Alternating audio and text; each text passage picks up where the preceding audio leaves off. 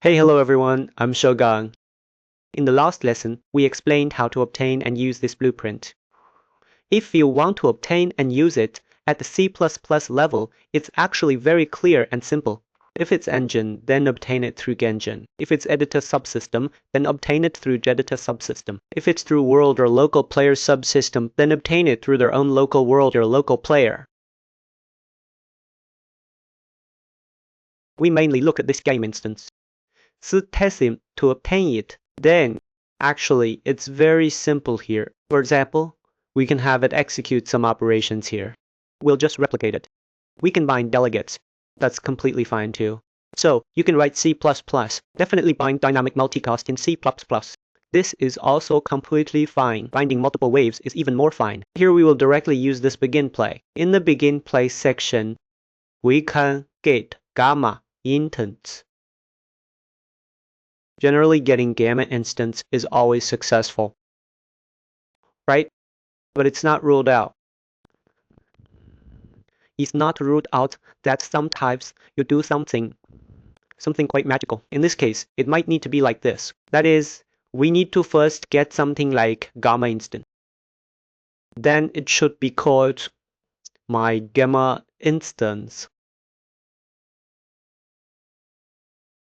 Okay, and usually this is always successful. So you don't really need to write this if statement here, but since we need to be more standardized here, let me write it down for everyone. And here there is a GetSubsystem, and here we pass a template. So in this case, we need to call this template like this.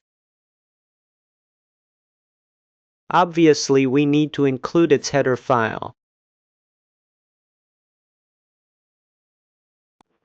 I will include its header file this way. Okay. Let's continue. That is, here we get, and here you just need to connect it. Well, this way we can receive it. My subsystem. Okay. Good. So writing it this way is fine. You can do it here. For example, let's say we add health to it. This way you bind the delegate. Underplay in such a relatively simple. We mainly want to look at this acquisition process at a 998. Obviously, this is completely fine, right? We can execute this process for everyone.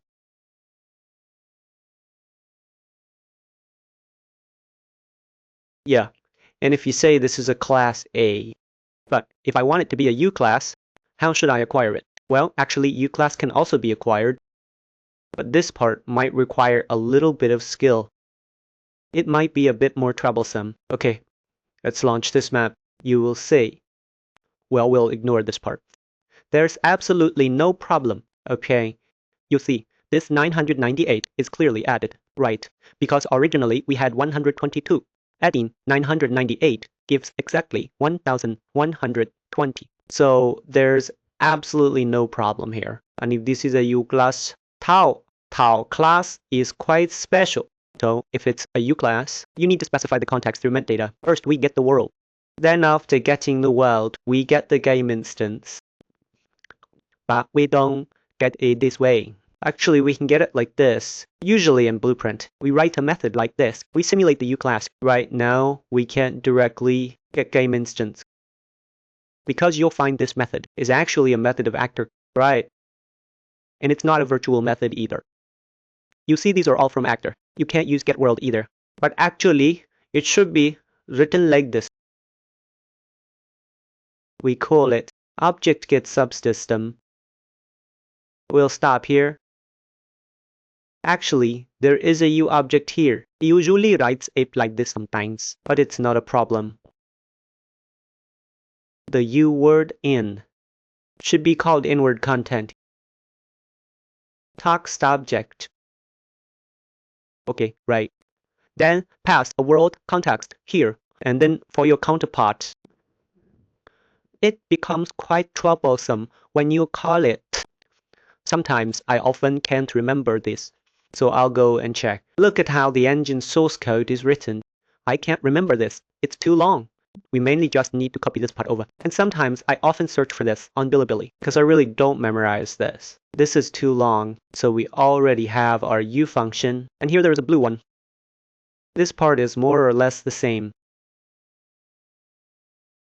Bluton. And here there is A. I'll just copy it over directly, copy it over, and then delete. This is a little trick. Just make flexible use of the CV function. So, CV plus C, CV plus V. Otherwise, write this yourself. This is too prone to errors. We don't need displayler. We mainly need to keep this. Just replace this. It will use a WorldContext to fill this object. And then this following part, we'll ignore it for now.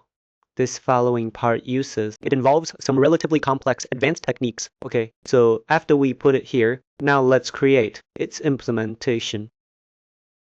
Okay, no problem. Obviously, compile it this way. First of all, this thing of ours, it definitely cannot be null, because if you were in C++, calling this method, some people might like to pass you a null pointer. That's quite annoying, right? And then it definitely cannot be null. At the same time, it must obtain this word. GetWorld.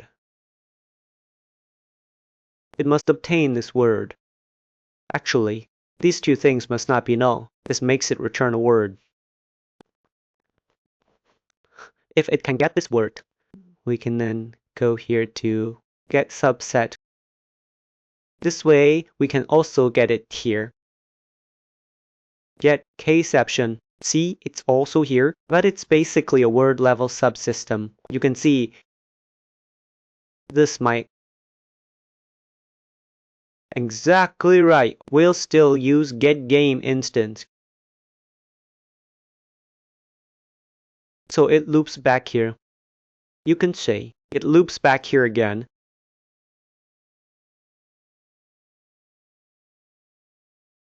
Obviously, we need to get this first.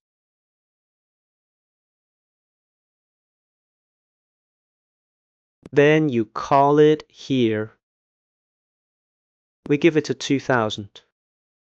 We execute this method. This is a way to get. This should be considered a way to get subtaste. Actually, we also have, because this thing gets quite fancy.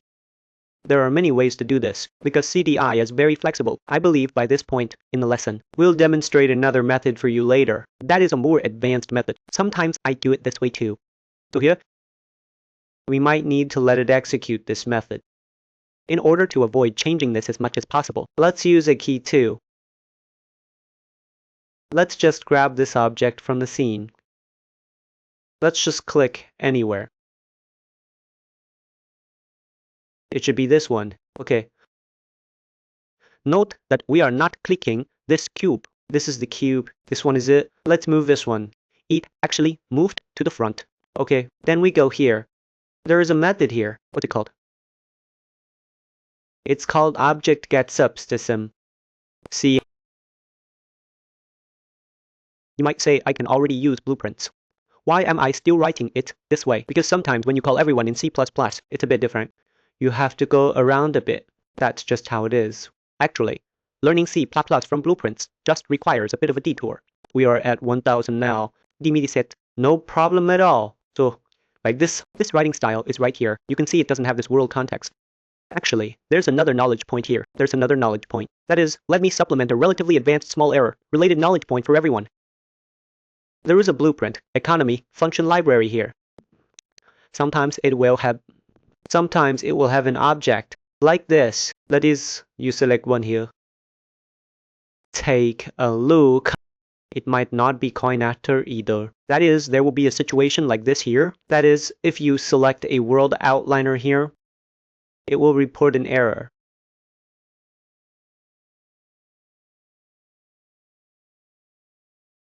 It should be something like a pin. Anyway, when you use the blueprint function library, sometimes it will report an error. That is, if it uses this method, it will have this kind of error. That is, there's also a world context object here. And this thing might be performed in the editor, as you can see. I'll dp it again. Maybe I can't replicate it here. Never mind it. It's this thing. It's him. It's this thing of yours. If you include this thing and then you package it, it will report an error. And this error is very hard to find. Basically impossible to find. I only discovered it after a long investigation. If you use this pure in the Blueprint function library, use this pure, then enable this pin, it will report an error during packaging. This is a relatively hidden and deeper piece of knowledge. You can try if you don't believe me. Anyway, these are just some personal tips, okay? Just some personal... What should I call them? Just pay your respects. And it won't go wrong. It'll be fine. Alright, then if we still have time, I'll demonstrate for everyone a more stylish approach. That is a rather flashy one. Now you should learn how to bind these multiple waves in Blueprint. Right, then sometimes we encounter a situation like this, where I don't want to get this subsystem through the engine. That is, this subsystem actually doesn't have much to do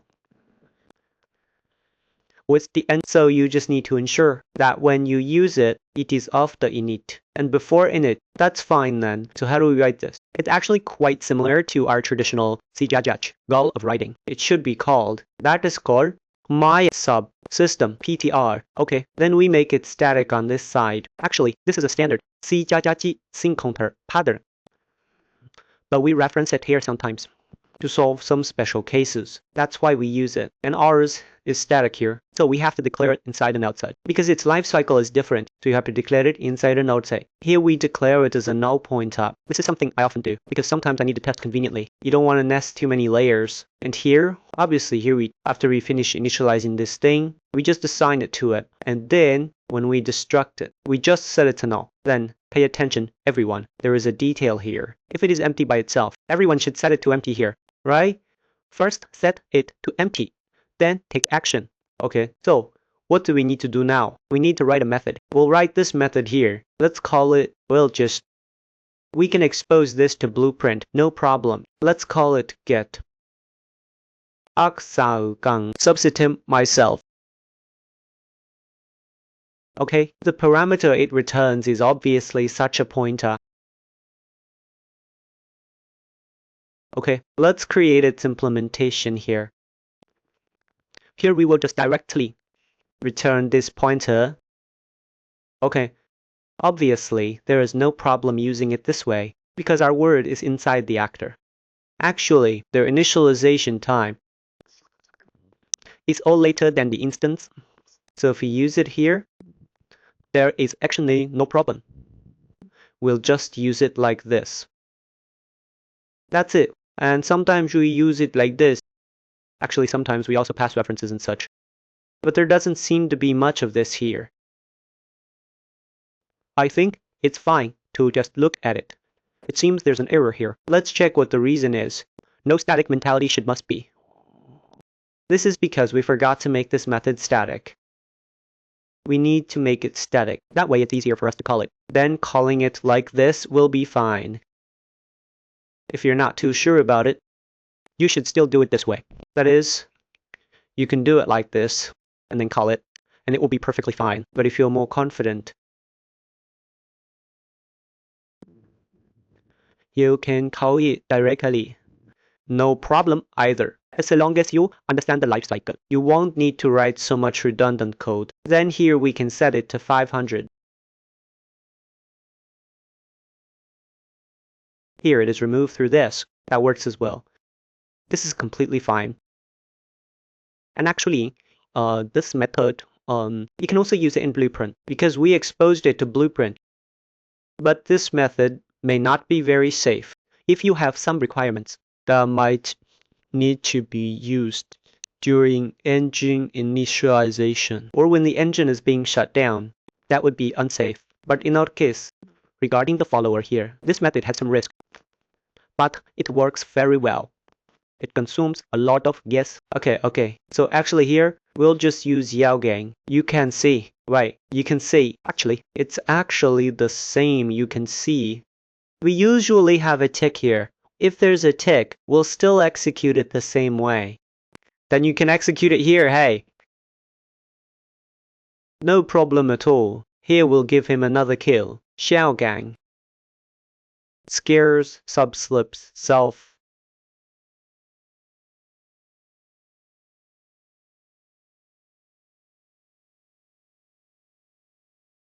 Okay, let's test it. You can see we also added a 500, right?